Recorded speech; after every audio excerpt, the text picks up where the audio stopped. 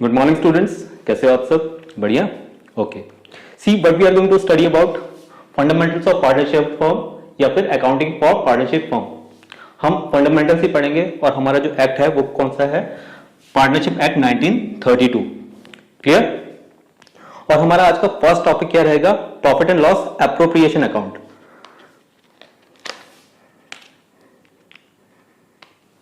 Profit and loss appropriation account. Appropriation account. Clear? हम theory को concept के साथ साथ क्लियर करते रहेंगे।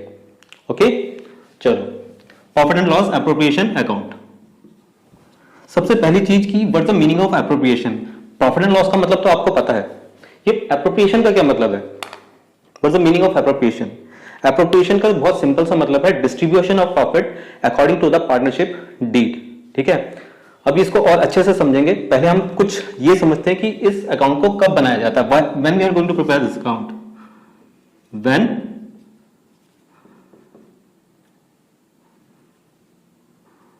when we are going to prepare this account at the end of the financial year after preparing profit and loss account.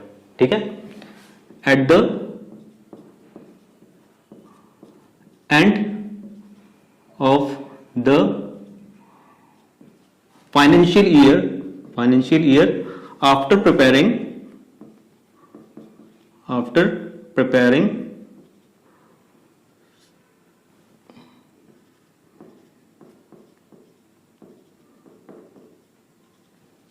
Profit and loss account only in the partnership form. ये सिर्फ और सिर्फ partnership form में ही बनाया जाएगा। ये जो account है profit and loss appropriation account, वो सिर्फ और सिर्फ पार्टनरशिप फॉर्म में बनाया जाएगा। क्लियर? इसको समझते हैं, इसको और अच्छे से समझते हैं। जैसे अब लास्ट ईयर क्या करते थे, जरा बताइए मुझे। मैं आपको बताता हूं आप क्या करते थे। फाइनल अकाउंट्स प्रिपेयर करते थे आप। फाइनल अकाउंट्स उसमें आप सबसे पहले पता है क्या करते थे? ट्रेडिंग अकाउंट बनाते थे। Trading account.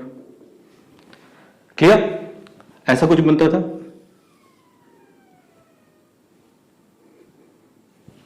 आफ्टर दैट हम प्रॉफिट एंड लॉस अकाउंट बनाते थे ना। अब देखिए, इसके बाद हम क्या करते थे? बैलेंस शीट बनाते थे यहां पे बैलेंस शीट।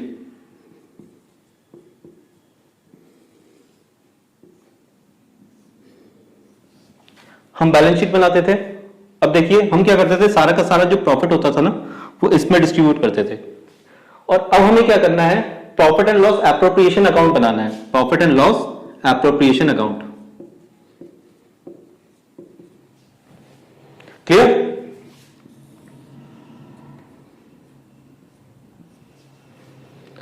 अब profit and loss appropriation account कब बनाया जाता है, ये क्लियर हुआ? At the end of the financial year after preparing profit and loss account. ये तो क्लियर हो गया। अब why we are going to prepare this account? Why हम इसको बनाते क्यों हैं? इसका सिंपल सा आंसर है कि हम लोग पार्टनरशिप फॉर्म को अब बेसिक फंडामेंटल्स हम उसके पढ़ रहे हैं।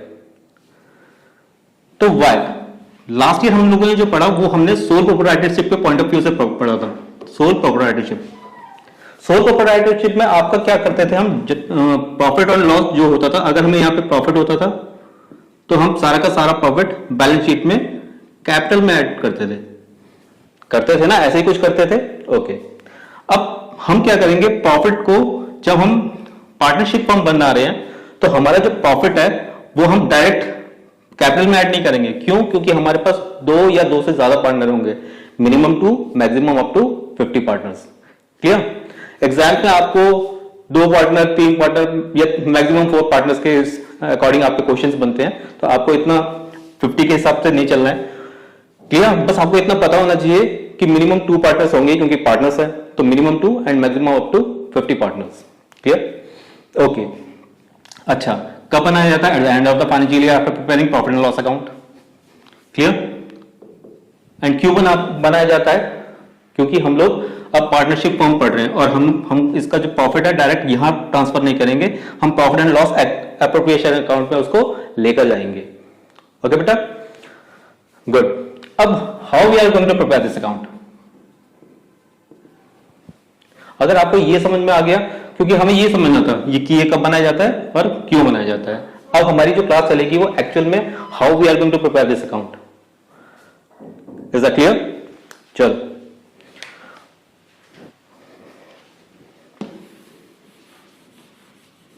अच्छा, इसमें एक चीज मुझे और बतानी है आपको कि जो बैलेंस शीट है ना,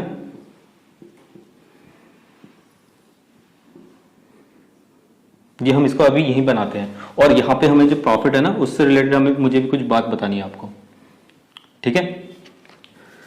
तो हम यहां पे profit and loss appropriation account create करेंगे और मैं उसका आपको एक पहले, आज हम सिर्फ बेसिक कर रहे हैं, कोई क्वेश्चंस नहीं करेंगे, न्यूमेरिकल्स नहीं करेंगे, सिर्फ मैं आपको एक फॉर्मेट दूंगा उसका, ठीक है।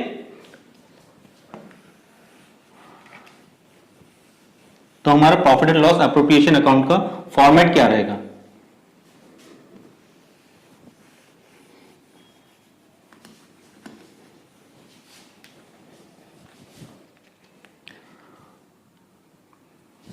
इसको यहां पे लिखते हैं,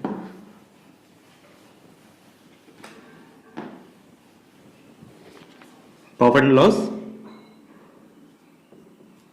एप्रोप्रिएशन अकाउंट हम बनाएंगे format.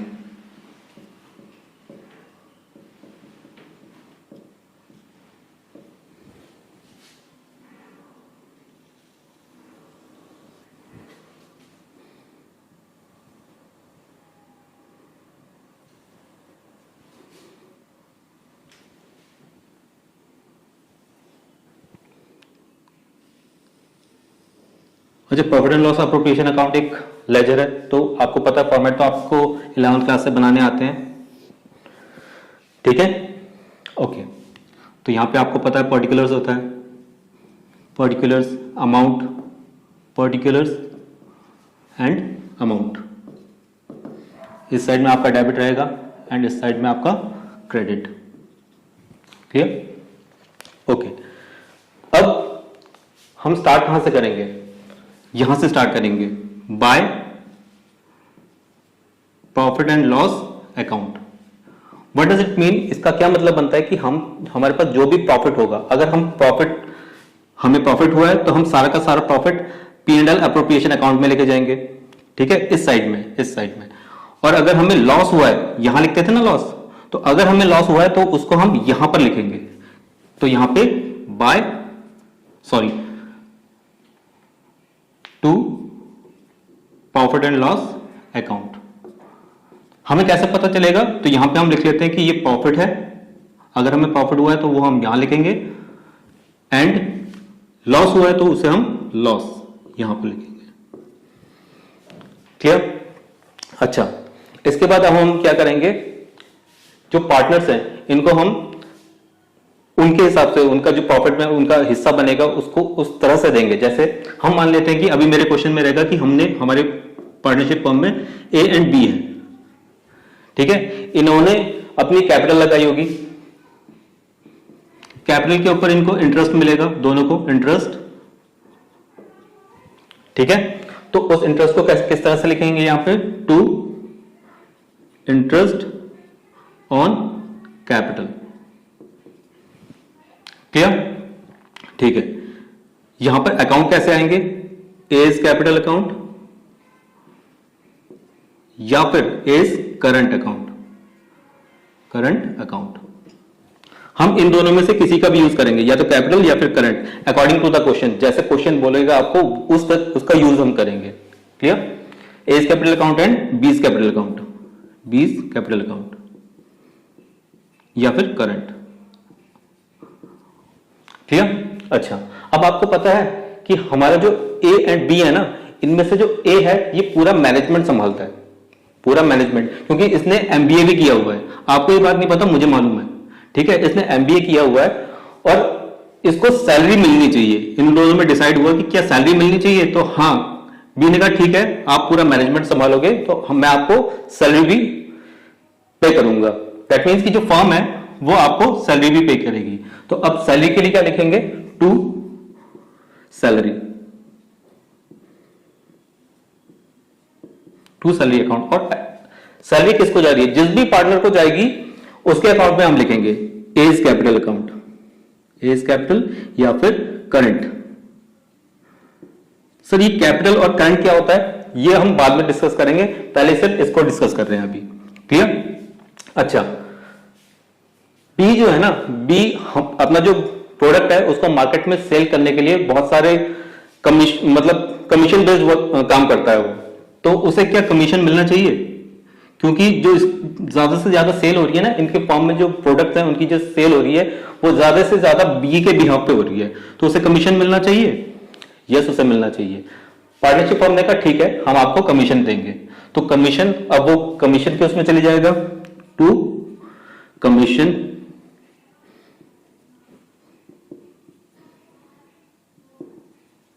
Account.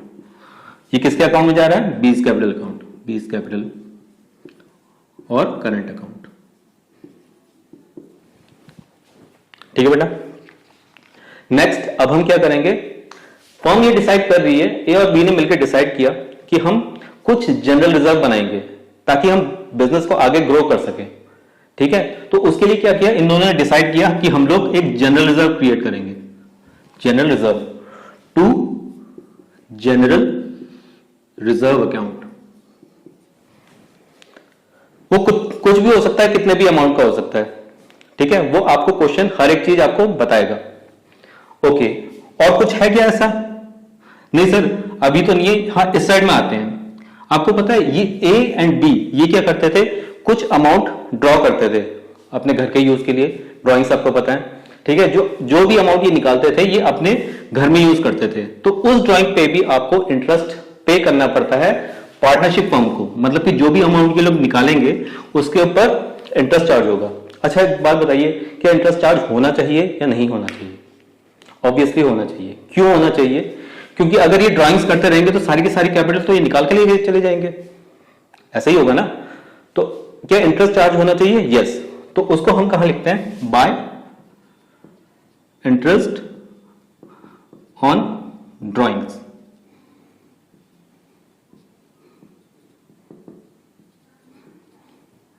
Is capital current account और बीज कैपिटल करंट अकाउंट।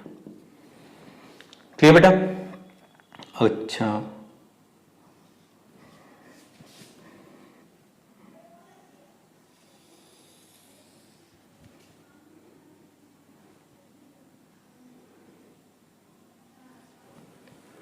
अब इसमें क्या होगा, या तो हमें प्रॉफिट हो सकता है या फिर लॉस हो सकता है। अगर इतना अमाउंट कैलकुलेट करने के बाद मान लेते कि यहां पे प्रॉफिट रहा होगा, यहां पे कुछ ड्राइंग्स रही होंगी टोटल मिला के, फिर उसके बाद इसका हमने यहां पे टोटल किया। ठीक है, इसका टोटल करने के बाद हमारे पास इसके टोटल में से हम इनको एंड सॉरी इनको इनको इनको एंड इनको जब हम माइनस करेंगे तो हमारे पास कुछ ना कुछ अमाउंट बचा होगा, या तो वो इस साइड में होगा या फिर इस साइड में होगा, किसी भी साइड हो सकता है। अगर इस साइड आ रहा है दैट मींस कि वो आपका एक्स्ट्रा प्रॉफिट है, वो डिविजिबल प्रॉफिट होगा जो आपको इनके पीएसआर में, प्रॉफिट शेयरिंग रेशियो में आपको डिस्ट्रीब्यूट करना पड़ेगा, ए एंड बी। मैं ये मान लेता हूं कि वो 2:1 है, कुछ भी हो सकता है, वो कुछ भी हो सकता है 2:1। अच्छा, अगर हमारा प्रॉफिट निकल के आएगा तो हम उसको यहां पर डिस्ट्रीब्यूट करेंगे, तो किस तरह से करेंगे, to balance profit transfer to A's और बीज कैपिटल अकाउंट, या फिर आप करंट अकाउंट बोल सकते हैं। मैं करंट अकाउंट लिख लेता हूं यहां पे, कैपिटल और करंट। क्या लॉस हो सकता है? यस, लॉस भी हो सकता है। तब हम क्या करेंगे, जो लॉस है उनको, उस लॉस को इनके कैपिटल या करंट अकाउंट में ट्रांसफर कर देंगे बाय बैलेंस लॉस ट्रांसफर्ड, या फिर हम उसे डिडक्ट करेंगे, loss deducted deduct from A's and B's capital या करंट अकाउंट। क्लियर? किस रेशियो में? 2:1 के रेशियो में। या अगर प्रॉफिट हुआ है इतना सब कटने के बाद तो हम 2:1 के रेशियो में डिवाइड कर देंगे, लॉस है तो भी हम 2:1 के रेशियो में डिवाइड करेंगे। क्लियर? अच्छा सर, मुझे बताइए कि इससे रिलेटेड आप क्या बात करना चाहते थे? इससे रिलेटेड मुझे ये बात बतानी थी कि जितने भी हमारे एक्सपेंसेस होते हैं जो प्रॉफिट एंड लॉस अकाउंट में जाते हैं, कौन कौन से होते हैं? जैसे सैलरी टू एम्प्लॉय, ठीक है सर, सैलरी तो हमने इनको भी दी है, क्या वो यहां नहीं जा सकती? नहीं, वो यहां नहीं जा सकती, वो आपके profit and loss appropriation account में जाएगी, अगर वो किसकी? ओनर की होगी, ठीक है, जिसने कैपिटल लगाई है। अच्छा, यहां रेंट हो सकता है, कुछ भी हो सकता है, अभी बहुत सारी बातें हम डिस्कस बाद में करेंगे, अभी इस क्लास में हम इतना ही देख रहे हैं। तो जो भी हमारे एक्सपेंसेस, आपको पता है ना यहाँ पे कौन से एक्सपेंसेस आते हैं? Indirect expenses. जो भी एक्सपेंसेस हमारे प्रॉफिट एंड लॉस अकाउंट में आएंगे उन्हें हम कहेंगे चार्जेस अगेंस्ट प्रॉफिट। इसका क्या मतलब बनता है कि ये वो चार्जेस हैं जो हमें पे करने ही करने हैं, कि अगर हमें प्रॉफिट हुआ है स्टिल वी हैव टू पे दिस एक्सपेंसेस, और अगर हमें लॉस हुआ है स्टिल वी हैव टू पे दिस एक्सपेंसेस। लेकिन क्या ये जरूरी है कि प्रॉफिट एंड लॉस अकाउंट में अगर हमें एप्रोप्रिएशन अकाउंट में अगर हमें प्रॉफिट नहीं हुआ है, लॉस हुआ है, तो क्या हम ये सब आइटम्स पे करेंगे? नहीं, जरूरी नहीं है। According to the question and according to the partnership deed हमें डिसीजंस लेने पड़ेंगे। ठीक है, ओके, चलो आज की जो ये वीडियो है हम यहीं पे खत्म कर रहे हैं। ठीक है, इससे रिलेटेड बहुत सारे हम न्यूमेरिकल्स करेंगे, क्वेश्चंस करेंगे नेक्स्ट वीडियो में। इस वीडियो में अभी हम यहीं तक कंप्लीट कर रहे हैं। Thank you.